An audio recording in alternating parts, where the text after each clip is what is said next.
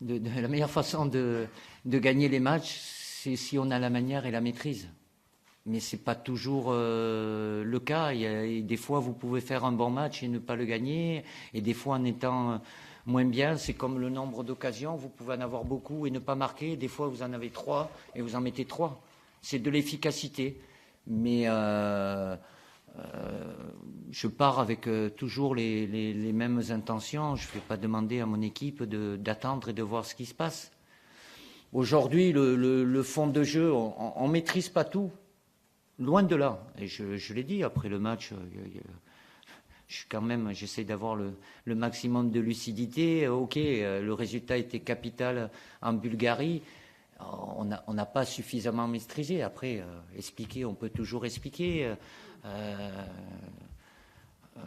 Regardez, sur le 11 qui démarre en Bulgarie, mis à part Hugo, Raphaël, Blaise et Antoine qui ont un peu de bouteille, les 7 autres joueurs, ils ont tout au plus 10 sélections. Et il y en a comme Corentin, c'était sa deuxième, Alex sa troisième comme titulaire.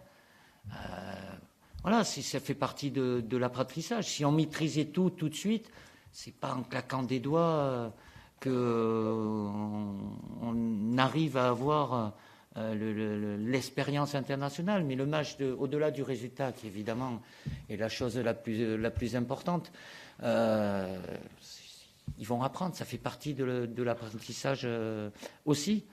Je me voile pas la face. On n'est pas les plus beaux, les meilleurs. J'ai des joueurs qui ont énormément de qualité, il faut les associer, il faut qu'elles deviennent complémentaires et puis emmagasiner. C'est pour ça que je les mets aussi, malgré l'importance du résultat. Voilà. Et puis certains, ils peuvent répondre plus positivement. On ne va pas faire les cas particuliers sur leur dernier match, mais pour tous ceux qui ont joué ce match-là, ça va leur servir.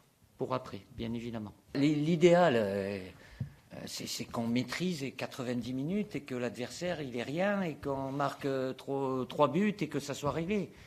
C'est pas toujours comme ça. Alors ça vient de l'adversaire, ça vient de nous aussi, qu'on peut avoir des difficultés dans la justesse technique, dans la finition. Ça peut être, c'est jamais la même chose. Qu'on soit pas attentiste, je pense pas qu'on le soit. Mais il y a une marge de progression qui est importante, en sachant qu'on ne peut pas comparer des matchs. L'adversaire n'est pas le même, il ne nous propose pas la même chose, et le contexte n'est pas le même aussi, mais l'objectif est toujours le même. Comme il va être demain, que l'adversaire, la Biélorussie, elle soit 5 derrière, qu'elle soit 4, il faudra s'adapter. Ça va être un adversaire qui va sans doute défendre bas, oui. Et quand un adversaire défend bas, il y a moins de temps, il faut plus de précision, plus de justesse. Voilà, c'est des choses qui reviennent. Et la marge de progression la plus importante, défendre, je ne vais pas dire que c'est facile, mais c'est plus facile. N'importe quelle équipe avec une bonne organisation, avec densité, elles arrivent toutes à bien défendre. Attaquer, créer des problèmes à l'adversaire, et se créer des occasions et marquer, c'est le plus difficile. Ils peuvent jouer au plus haut niveau dans les plus grands clubs. Il n'y a rien de plus beau que de jouer une Coupe du Monde.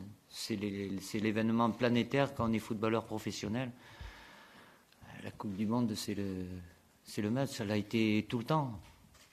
Après, il y a des périodes où tu la regardes devant la télé. J'en ai regardé 2 devant la télé, au moins, en étant joueur. J'en ai joué une, je n'ai pas eu à me qualifier puisque c'était chez nous. Donc voilà, mais là, oui. Et du groupe que j'ai là aujourd'hui, il y en a 7. Ils n'ont pas tous joué. 7 qui ont connu ce que c'était une Coupe du Monde. La dernière, elle était il y a 3 ans. On ne parle pas de 7 ou 8 ans. Donc il faut prendre.